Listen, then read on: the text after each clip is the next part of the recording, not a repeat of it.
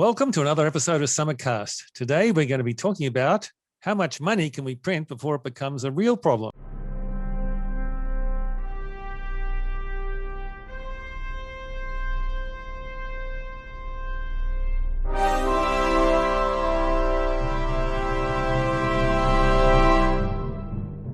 Welcome to the show. Today we have a friend with us, Antonio, who is going to help us in our conversation about the economy and what is happening with all this money we're printing. So Antonio, welcome. Hi, Peter. Hanoa. Thank you for having me.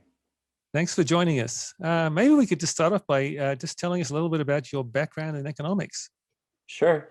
Well, I studied in Mexico City in an university called Tecnológico de Monterrey that has many campuses across Mexico. And I got a degree in financial management. And then I got really passionate about the topic of economics, gold, basically the markets of commodities and all of that basically. And I've been following the markets. I'm really passionate about the topic. And I've been following what's been happening in the US, in Mexico. And basically, it's a trend that we've been seeing across the world recently.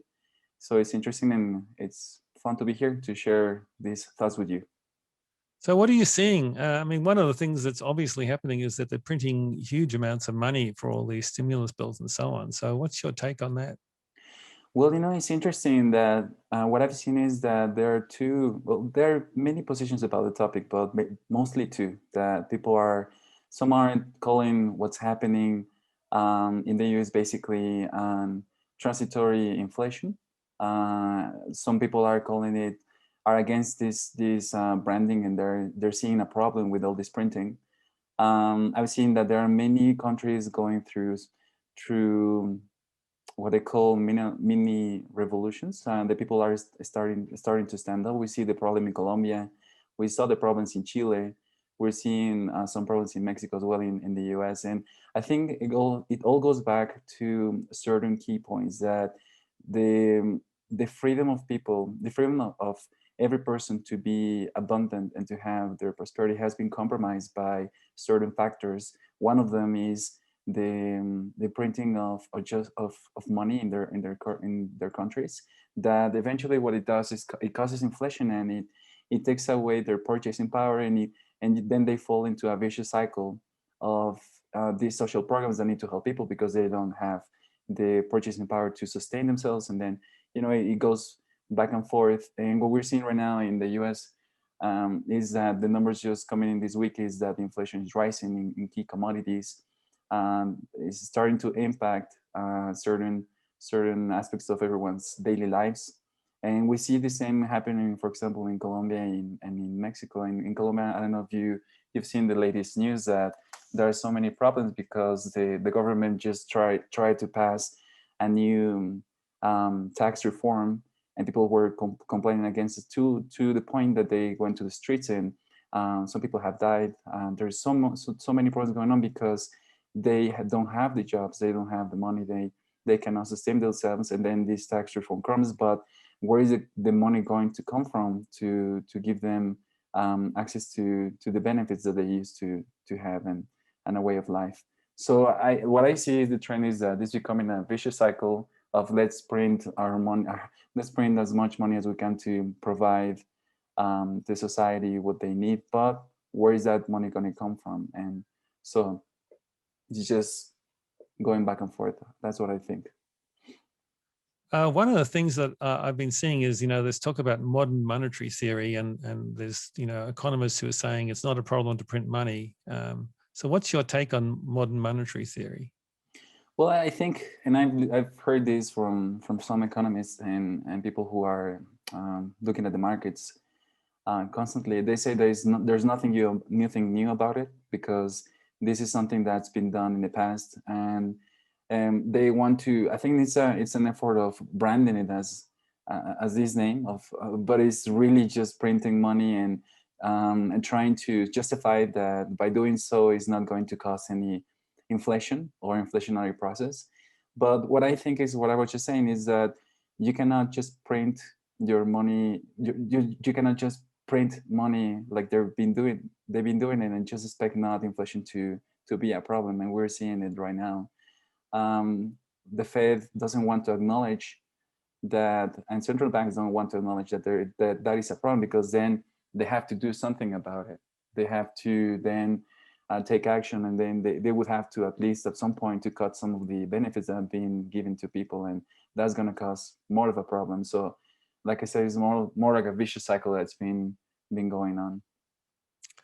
Oh, one of the things I think is, people have been predicting for a long time that there would be inflation from even all the deficit spending in the last 10 years. And seemingly it hasn't happened. I mean, inflation is starting to even show up in the official numbers now, but it hasn't shown up in the official numbers. And there's a very interesting site called Shadow Government Statistics. The site is called shadowstats.com. And it's actually an interesting story. He was an economist who was working for an airline in the 70s, I think, and they were using economic models to predict capacity for airlines. I mean, how many planes we need to buy for what the demand is going to be in 5 or 10 years' time, and so on. And they developed these models based on the government statistics. And then at a certain point, the models stopped working. They no longer would predict things accurately. And he tried to figure out what was wrong. Was it the problem with their models? And what he found out was that the government had changed the way they calculate statistics. Like they changed the inflation measure to take out all the things that are going up in price, and they changed the unemployment measure to take out the people who were, long-term unemployed because they weren't looking for work anymore, supposedly, and so on. And anyway, he has this site where he publishes what the actual statistics would be now if they were using the methodology from 1980. And for the last 10 years or something, he's been publishing inflation statistics that were like 9 or 10%. And the official numbers were like 0 to 2. And his numbers just gone up to like 12% or something at this point, what's the advantage of having the government statistics not show inflation? Oh, because your Social Security payments and a lot of other things are indexed to inflation. So just public perception that people will be upset that their money isn't going as far as it used to? Or? Well, no, what it is more like if inflation is 10%, they would need to increase everyone's Social Security payments by 10%, which they can't do because they can't afford it in budget. Right. So it's a way to help deal with the deficit. Right. Sorry, I was just going to say that the government would need to then increase wages and push for an increase in salaries. Yeah. If they acknowledge the real inflation, and also the markets would need to adjust, and many of the markets if you have an inflation of 10%, then they would just be collapsing at this point. Right, because everything would want to be out of the dollar. They would leave savings accounts. Everything would be gone. The price of gold would need to go up in a different pace than it has. And then that's like what I was saying, that the Fed and the government doesn't want to acknowledge the real problem, because they would need to cut these benefits, or at least a big part of them. And it's not politically, it's not right now in a good moment that this is happening. Yeah. I heard something. They were saying that that it disproportionately affects poor people to have inflation, because if you're not even wealthy, but if you have enough money to buy a home, or have a way to move your money into an asset, into something that is no longer going to be affected directly by the inflation devaluing of the dollar, then you're somewhat protected, that by having borrowed this money, that loan will over time become worth less, because the dollars that you borrowed are now easier to obtain to pay off the loan. Yeah. Whereas poor people, or people who aren't able to have these larger assets, will be disproportionately affected. Well, it's a big barrier to people getting into the middle class, because you can't save money to be able to afford a house or something like that. If you can't save it faster, then it's devaluing. Yeah, I mean, you put it in a savings account and it's getting 0%, and it's going down 10% a year, and that may be exactly. Yeah. And you were saying, Peter, I was just going to make a comment about something that happened here in Mexico. At least it's around some of the politicians. that they're trying to change not just manipulate the way they calculate the statistics, but change like the indexes. Like for example, because of many of the decisions in the government, we were seeing a really, really low growth, and well, the numbers were not good. And so the president of Mexico was saying that maybe we don't need the GDP as a measure. We need a new type of index. And of course, this caused a lot of reactions, because then, I mean, it's not the perfect index, and you have to look at it with discernment and context. But to not take it as in account and just say we need to have a different type of index. And he was saying something to the effect of trying to integrate a factor of happiness into the index.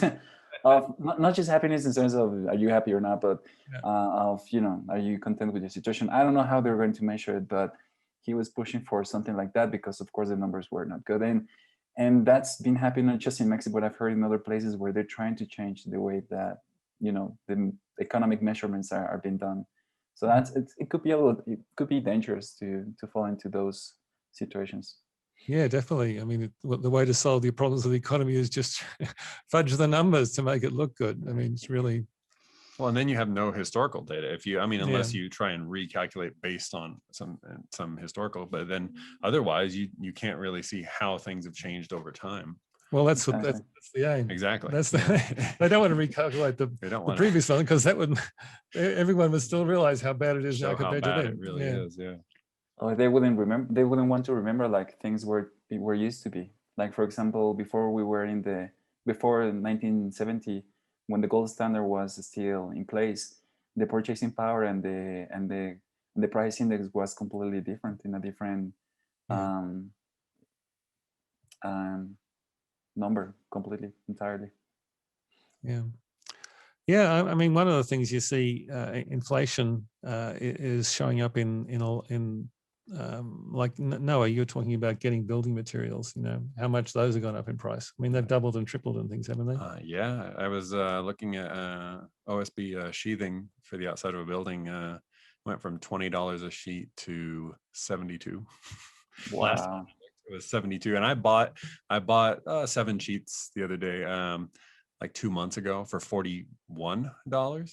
And I thought, oh, wow, it's doubled. That's crazy. I can't believe it's so expensive. Now 72. I'm like, oh, I should have bought a lot more. I should have bought a lot more. Well, that's when inflation, you know, really starts to pick up, isn't it? When people's perception that everything's going up, you know, they start trying to get rid of dollars, which are obviously going down, and buy. I mean, at a certain point, you try to buy anything to get rid of the dollars before they depreciate. That's when you get to hyperinflation. And that's a real problem. That's starting to happen. Once the perception of the people change, it's really hard to change it back. And right now, I was just reading the news about the gas, the lack of gas in some states. Yeah, and that's starting to change the perception that there's going to be a shortage of certain key things, like for example gas, which is essential. So that could actually accelerate the inflationary process, because right now there's no sense to have money in the bank since the rates are so low. So, and if you expect that there's going to be a shortage, you may as well just buy now than buy later, and then that will cause, because you're expecting the prices to rise in the future. So this is going to just increase that momentum of the inflationary process and in the perception of people. Where do you think we are in that process now? How close do you think we are to getting really serious inflation where everyone realizes it? I don't know. I think it's so interesting to see how well that now there's the one of the key elements is the media, and they are always battling to change perception. And so you have one side that's saying, no, this is just transitory, it's not going to have a real effect. And those are, in that side you have the ones who want to continue with the benefits, and we live in a wonderful world and a wonderful government. And the other side is saying, trying to go to the point that no, we're living a shortage, inflation is coming. And So I don't know how long it's going to take for the real numbers to kick. I just heard President Biden was just saying that it's not a real problem, that the same, that's just transitory, that the employment numbers are actually a good sign. So, and the other side is saying it's not a really good sign. So it's, I don't know, I think at the end of the day, reality is going to hit people, and the perception is going to change over time, and we'll see. We'll just have to see and be very precautious of taking our own discernment into action. Yeah. So if now that coronavirus and all of the lockdowns are starting to slowly end, will that have an effect, I wonder, on, because I feel like it's definitely been an artificial lack of supply into the market causing prices to rise, especially in lumber. Yeah. But so now that theoretically could be lessened, will that have an impact on this inflation, on the price inflation? Well, one of the key factors also is that we'll see if how states react and how they allow people to go back to work, because you have so many different regulations across the states, and some are harsher than others, and that will affect definitely how supply is met. The demand will continue, and the other factor is that so many people are being paid to stay at home, and some of them wouldn't want to go back to work because they receive more benefits from staying than going actually back to work. So those are the kind of things that sooner or later they're going to hit reality. But definitely right now what we're seeing is there's an imbalance in the market of supply and demand, where the pandemic is still really present in some key markets and industries. Now, one of the things I was thinking of is, the supply chain disruption is one way of thinking about it, but just in general, with so many people not working, I mean, it's like that thing that Elon Musk said. If you don't make things, there won't be things. It's true. If no one makes things, there won't be any things. Yeah. But yet they still demand things. Yeah, yes, exactly. And so that supply demand thing creates inflation itself. So when you're paying all these people not to work, there's less stuff being made, but everyone's got lots of dollars to spend on buying stuff, and so the natural a recipe for inflation. Recipe inflation, yeah, absolutely. There's another aspect to it too, which is the the wages. Mm-hmm. The Democrats tried to get a $15 minimum wage into the recent stimulus bill, and they couldn't get it through the Senate, so they dropped it. But kind of what I see happening is they're trying to do it by stealth by having this, increase in the unemployment benefits. Mm-hmm. I think I read that the unemployment benefits with the bonus and the coronavirus virus stimulus thing is something like the equivalent of $16 an hour. Mm. So hard to employ someone for 15, even for 15, let alone $9 or whatever the minimum wage is. So businesses are having to pay more just to get anyone to even be interested in a job. So it's a kind of a stealth way of increasing the minimum wage. And I mean, that's going to cause inflation too. I mean, McDonald's is paying, $20 for people to, 15 to 20. So they're going to have to increase their prices, and all of the businesses, the service businesses that rely on unskilled labor, they're all going to have to increase their prices to compensate for this. So that's another source of inflation. Yeah, it's a vicious cycle, because then all of that is justified in the fact that they can print more money. And so what it's doing is that's just taking away the purchasing power. So it doesn't matter if they increase it to 16, 17, 20, 21. If they keep printing and printing and printing, that's going to just decrease the purchasing power, and then the whole chain is going to just follow the trend. Yeah. So I think one of the key things, and it's one of the harshest ones, I think it seems almost impossible, is to go back to something more solid that sustains the economy. But right now, they have created the problem because they wanted to prevent the problem itself. So, and this continues to happen. So, like for example, they're trying to pass all these benefits, and the way to sustain is by printing, and then they want to raise the minimum salary in. So it's a never-ending story. So I think that this effort to brand this modern monetary theory, branded that way, is just a way to justify what they're doing, and not actually going to solve the problem. I mean, historically, if you look at every paper currency in history, they've all ended up worth zero, essentially, except for very few. So are we headed there, do you think? Let's hope not. But, it's interesting. Even in paperless currencies, when there was only the coins, they started to do that. They started to mix the metals with lesser metals and less quality metals like gold, and they used to mix it with copper, and then more percentage of copper, and it was a way of it's not the same as printing, but it was almost in the same trend of diminishing the value and trying to have more supply of money. And the same happened.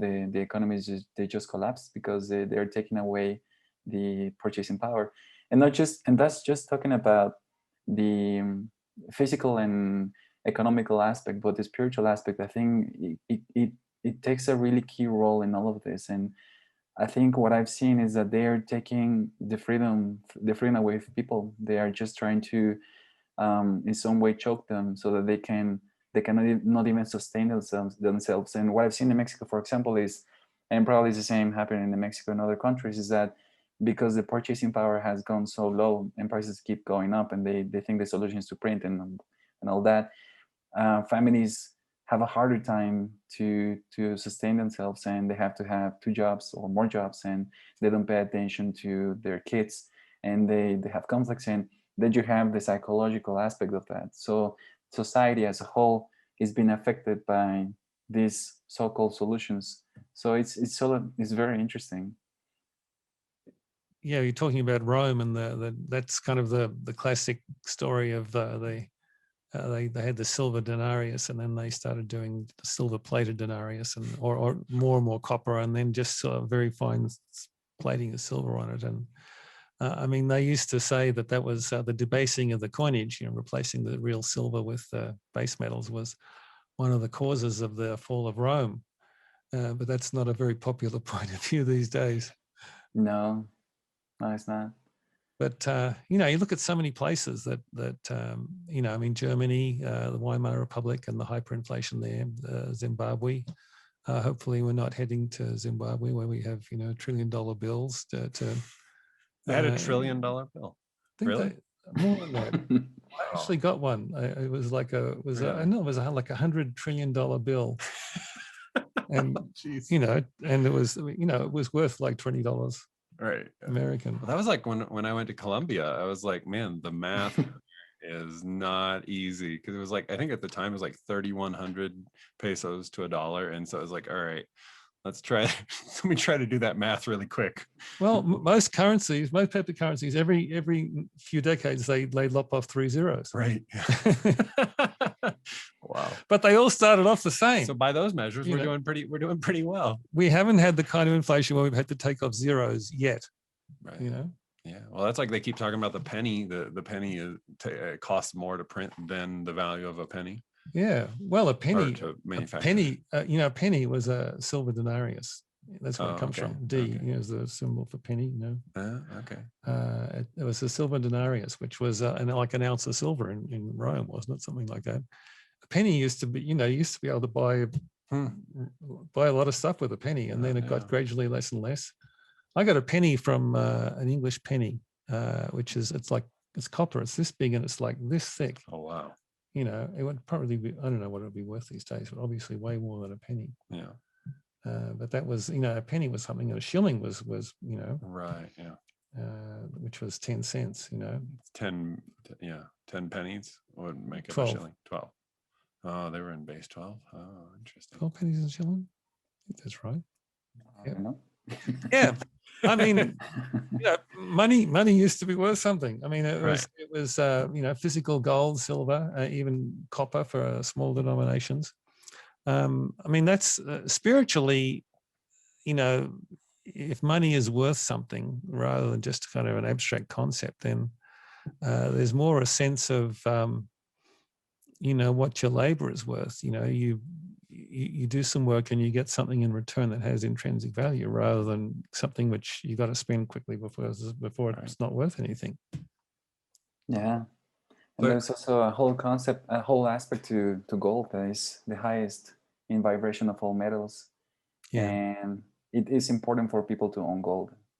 And in some cases, it's difficult to wear it all the time, but at least to wear some, because it balances our 4 elements in our body. So that's one of the other things that is being taken away from people. We don't know, it's really hard to these days have gold around us like it used to be in the past days. Yeah. In the old days, I'm sorry. Yeah, it's an interesting thing about gold. Spiritually, what is said about gold is that it helps to maintain the balance in consciousness, it's not something that's been observed scientifically, but there's a very interesting thing about that. There is scientifically, you can show that there's a certain amount of gold in the body, in a human body, and I can't remember how much it is. It's a very small amount. But you actually have more gold in your body than you have cobalt. Okay. But what does that mean? If you didn't have any cobalt, you would die. Oh wow. Okay. Because there's every vitamin B12, right? Right. There's a cobalt atom at the center of B12. Right. Okay. So if you don't have any B12, you'd be dead. Right. So they know what cobalt does. You don't need a lot of it. You just need a little bit of it to actually maintain your physical body. But spiritually, that said you need a certain amount of gold, but scientists just haven't figured out yet what it does. So they don't have any physical purpose because it's relatively non-reactive, right? Yeah. Yeah. But esoterically, it actually has a real purpose in the body, but scientists haven't discovered it yet. I think it'd be an interesting thing to figure out whereabouts is this gold in the body. You have more gold than cobalt. Yeah. That's cool. I like it. And probably different people have different amounts. I mean, if you wear some gold, you probably absorb some. Maybe. Yeah. I don't know. Does it go through the skin? I don't know. I don't know. So it gets picked up by plants. Like pulled from the roots? Yeah. Okay. They actually, I was reading, they actually discovered a new way to prospect for gold in Australia. They could take the leaves from the gum trees and find out how much gold was in them. And they could find that there was gold in the ground because it would turn up in the trees. Right. Leaves. That's awesome. That's clever. Yeah. You scientists always coming up with some tricky methods. So, if it's absorbed into biological systems, yeah. If it's in the leaves of the tree. So, what's it? Leaves, yeah. We eat the leaves. Yeah. So where is it in the body? Who knows? Anyway, it's an interesting sidelight. Is the gold standard kind of an antiquated idea? I mean, that because I hear about the gold standard that we used to be on it, and silver and all of our currency being backed by this. But is there a possibility? I mean, is returning to it even considered in like the current economic spheres, or is it just? That's a really interesting question. I think for some it would be an impossible idea because of all the money supply that we already have. But interestingly enough, countries like China, for example, they keep as their central banks, they keep massing gold because I think they do understand that gold that can be the base for the whole economy. And also, I think we could go back to some type of gold standard that could be implemented because there is enough gold in the world to at some point like sustain the value of the dollar in this case.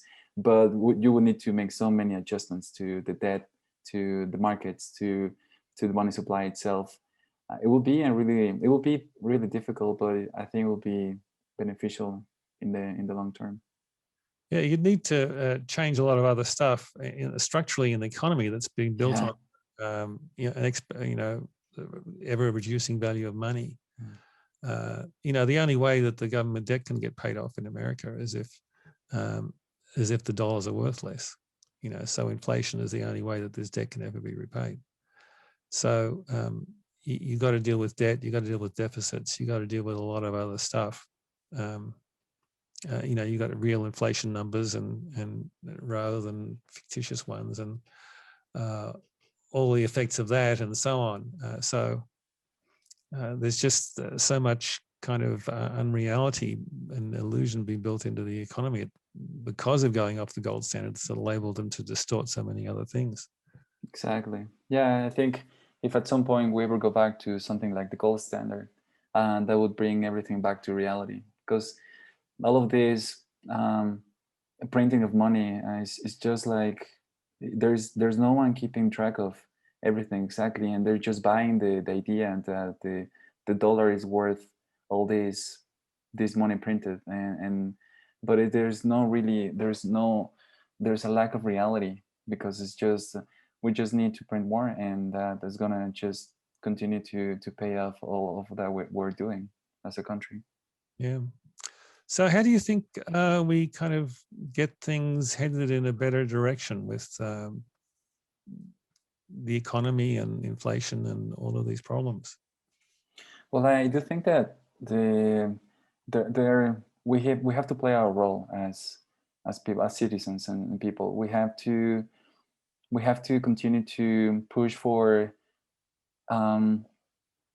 smarter ideas in terms of how to deal with the economy, and not just going for the trend or what the media is trying to push. We need to be able to we need to be able to push the politicians and our governments and our senators and our representatives to go for the solutions that we know are the best.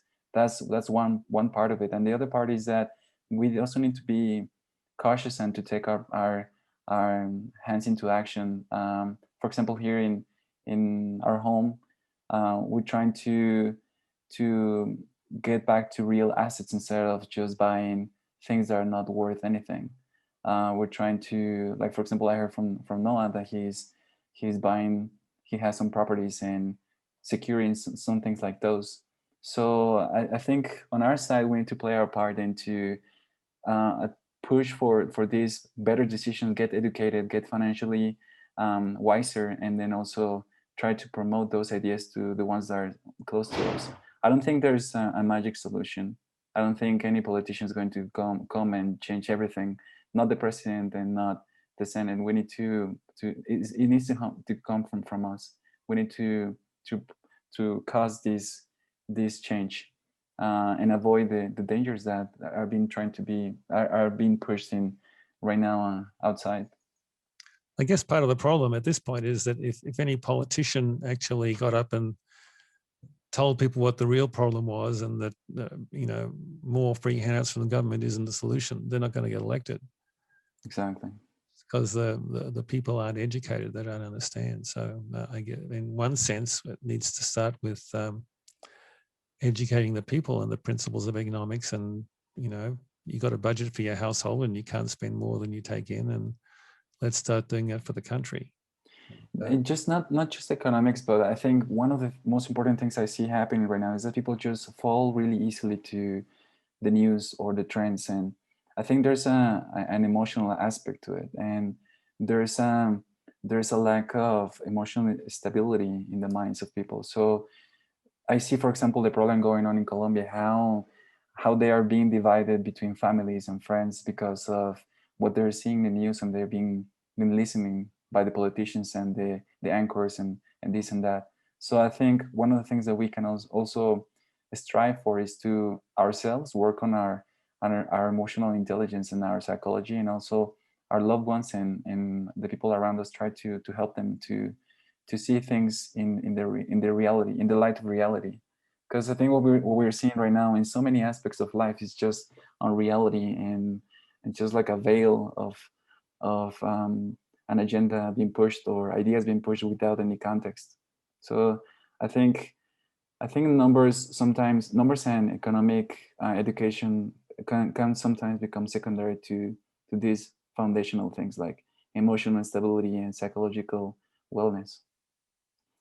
very true. You know, I've been talking to people recently about, you know, a particular topic, and you know, my strategy is let's do the research. You know, like vaccines. You know, what's the research say? Look at the scientific studies and so on.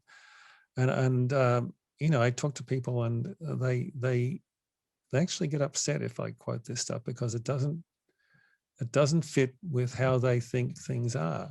You know, or so it's almost like the people so much want to believe what they want to believe. It's, you know, even reality, even like hard facts don't Yeah, the way they think things are, or the way they think things should be. It's really quite amazing. because it's scary.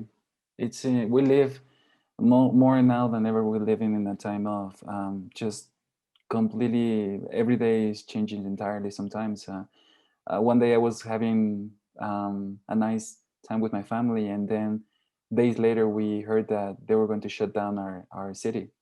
So changes like those hit everyone. So I think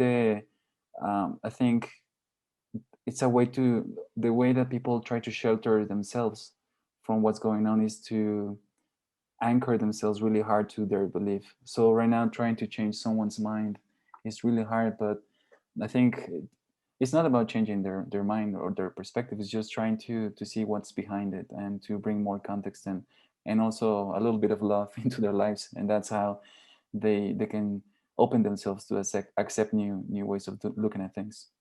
Yeah. And I think what you're saying about, you know, getting our individual economies in order is really good too. You know, one general piece of advice for people for investing is to have 10% of their investments in gold.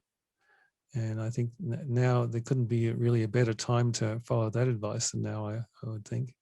Yeah, yeah, right. And I think a lot of people are seeing that right now is not the time to buy things that are not worth it. You know, it's so hard for so many families right now to have a stability economically, and in so many ways that I think all of what's been happening is been changing their minds, and more people are also looking for new opportunities, and businesses are changing the way they do things. For example, here in Mexico, I've seen and I've listened to business owners that they're trying to get into the web, and if they haven't, or they're trying to change their culture, their culture to constant changes. So I think the pandemic has, in some positive way, has awakened a lot of people, and so I think that's at least positive. But definitely, yes, we need to be careful with our personal economies. Yeah, I'm seeing what you're saying about people kind of waking up. I'm seeing that in America politically too. I think there's the start of a grassroots movement where people are getting engaged in you know, politics. They're realizing it's important. They can't just let other people decide. You know, not just, you know, president and Congress, but even like local school boards and so on. People are realizing they have to get involved if they want to make a difference, and I think that's a kind of a hopeful thing. I mean, instead of the Great Reset, we need the Great Awakening, where everyone kind of wakes up and realizes, you know, we want to keep this country. We need to, you know, A revolution in consciousness. Yep, coming revolution, higher consciousness. Yeah, absolutely. True.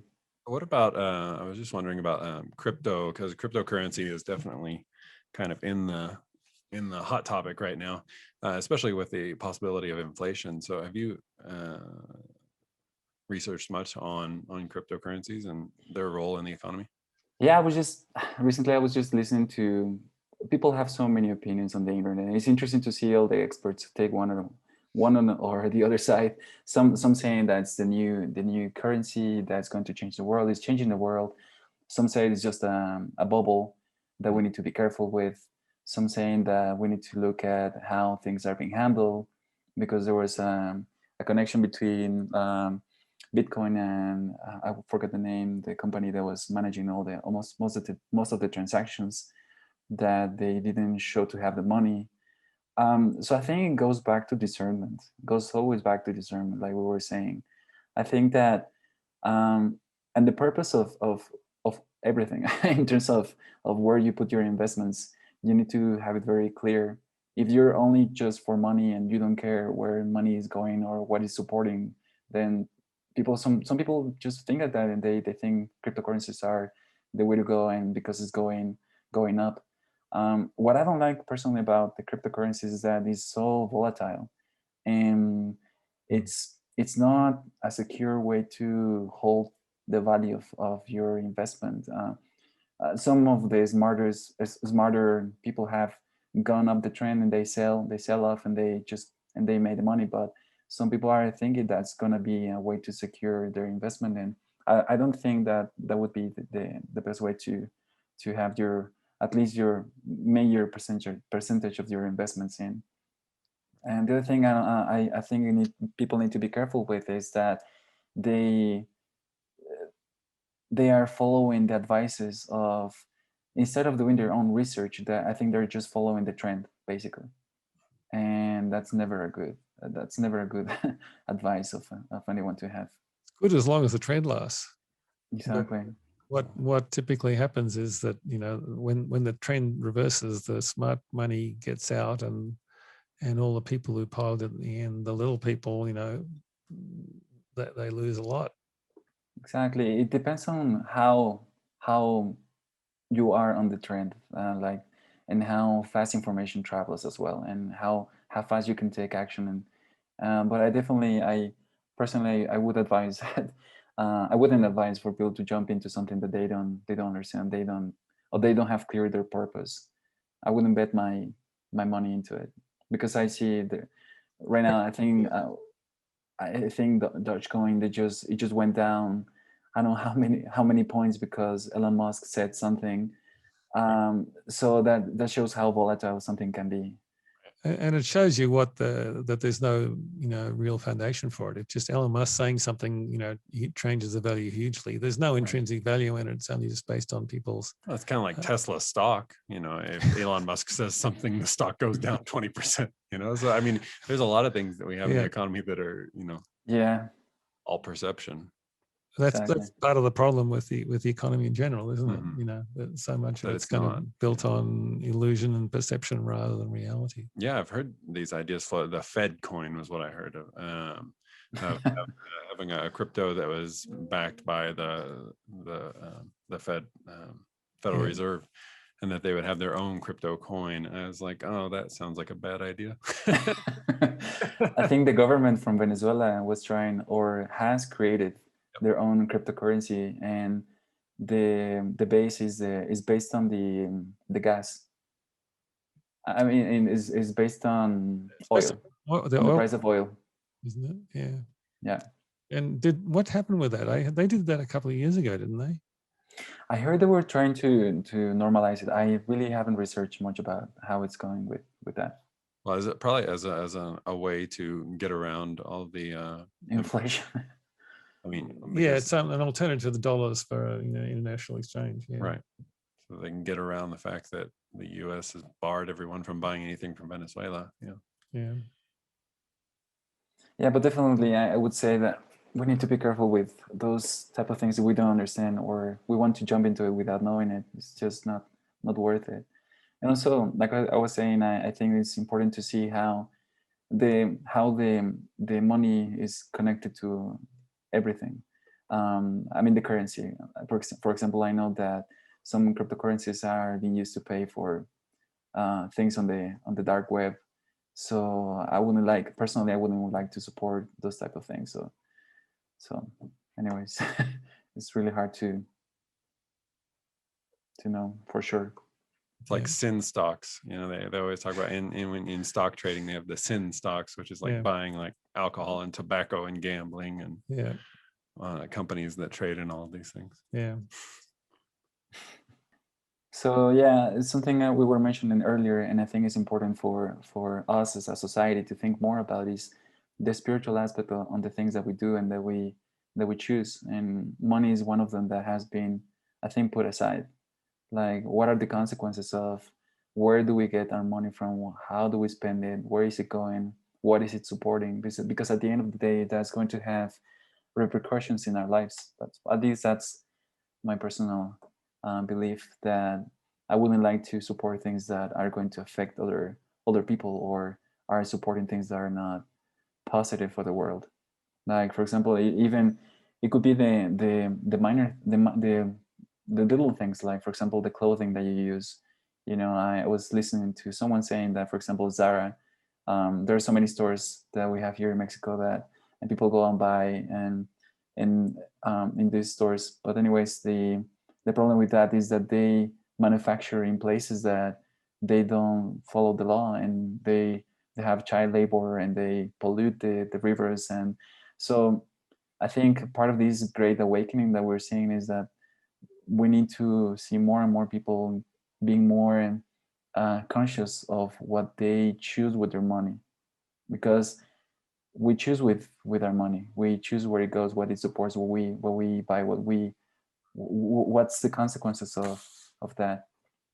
At least that's what I would like to see, more and more people being aware that there's a spiritual aspect to money. Yeah, it's like blaming, I remember hearing one time somebody blaming Walmart for, not selling this or whatever, that they were supporting something. And the person making that comment was saying, Walmart just sells what sells. They don't have they're not trying to play a certain role in the market. It's if somebody wants to buy something, they're willing to sell it. And so it puts more of the onus on the consumer to demand, if you want more organic produce, then you buy whatever organic produce that they sell at Walmart, and then Walmart will see that and sell more of it. And that it's kind of this exchange, that it's not these evil corporations that are ruining society. It's society ruining society. It's the people within society. Yeah. But I think corporations do have a role. I mean, I've read stories about what Walmart is doing of forcing manufacturers to manufacture in China rather than America. Right. Yeah. Which which isn't good. They've got a choice of what.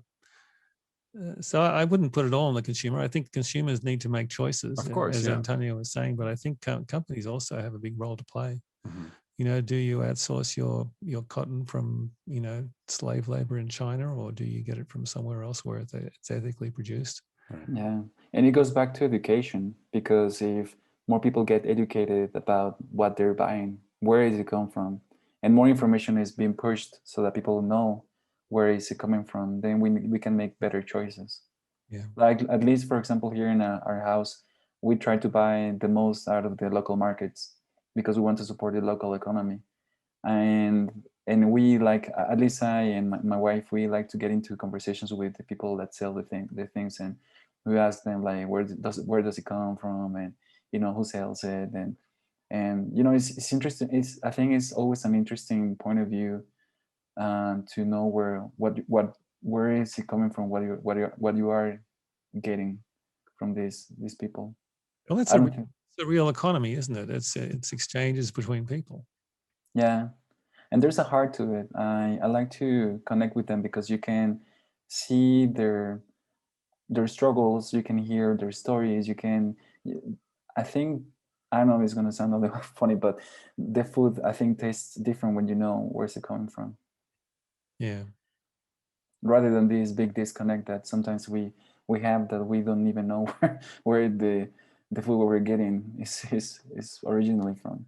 Yeah, exactly. Yeah, I definitely noticed the difference in our business, running vacation rentals, that when I'm at the property and the people are checking it, because we have door codes, so people don't always see us there. We don't have to have any interaction with people. We send them an email, they have access, and then they leave. But actually being there with the people and saying hello, how's it going? How's your stay, and what would make it better, or what do you really enjoy? That interaction with the people makes it so much better. And also we get better reviews. We get, people see that personal interaction, and we're not just some, mega corporation running this thing from afar. Which I know people that do that, run their vacation rental from afar. And it's just like, I don't know how you could do that, because it's so much fun for me to have that interaction with people. Yeah, it's true. Yeah, it's those little things that we can put the heart back into the economy. Exactly. Yeah, I think it is. It's the spiritual foundation is what we're talking about, isn't it? For everything, it's the economy is really interactions between people, and the more that's personal and heart to heart, the better the foundation is, and you know, in every aspect of it, it really is a spiritual equation. The money you have is like it's a symbol, or it's a precipitation of your energy that you put into earning it. And you know, you don't want to have it tainted by coming from somewhere where you were making bad karma for it, and you don't want to be helping someone else who's, you know, dishonest or will misuse it or whatever, you know. Yeah, I remember back, like when I was starting to do. Right now, I do web development now and design. And I remember when I was starting, I didn't have much money, and I was talking to one of my uncles that he is a financial. He works in finance for a pharmaceutical company, but he was also doing his side business as consulting. And he saw me as his right hand, and he wanted me to work with him to do many things and many businesses. And for me, I saw it as a good opportunity because I was, well, lacking money and I wanted to do something with that. And for some reason I didn't pay too much attention, and he wanted to work in this project, and I said yes, of course, I'll do it. I do the analysis and then all of this. And then when I was driving back to my house, I thought, I think that the business is about selling beer. He was, but I didn't think about it in the moment, and it was difficult for me to take that decision because in the moment I didn't have money. I had things to pay, and this was an opportunity. But internally, I knew I had to talk to him, say, I'm sorry. I didn't know how to explain this to him because in the right mind of anyone else would be, why wouldn't you do it? But going back to what we were just discussing, I wouldn't like to receive my abundance, my prosperity from something that I wouldn't want to support. So I had to send a message to him and talk to him. He was a little disappointed, but in the end, I think it was the right choice. And then later, I had more opportunities for other businesses. Well, that's right. It's like on the Eightfold Path, isn't it? What a right livelihood. You know, how do you avoid making karma? One of them is by right livelihood and not supporting things that hurt other people or, you know, hurt other parts of life. Yeah. I was meditating recently about the fact that we all are investors, and I think God is an investor. And in the long term, the real long term is when we go back to, we die basically. And what are we taking with us? Are we taking all these millions of dollars, or are we taking any money or any properties? We're not. So I think in the long term, I think it's worth what we're just saying, you know, where are we getting our money from? Where are we spending it? What are we doing with it? And I think that's one of the things that would change people's perspective if they made it a little more conscious. That is not, money is just not for a transaction. It actually holds more value because you choose with the money that you have, and you choose where does it come from. So anyways, it's a different way of thinking. When I was back in college and I was studying finance, I was a little bit of the hippie of the group because I used to like to bring these topics to my professors, and I remember receiving those looks and funny looks. But it is what it is. Yeah. Well, I think that's probably a good place to stop. So thank you, Antonio, for joining us. It's been a very interesting conversation and a lot to think about. My pleasure. Thank you. And we'll see you next time on our next episode of SummitCast.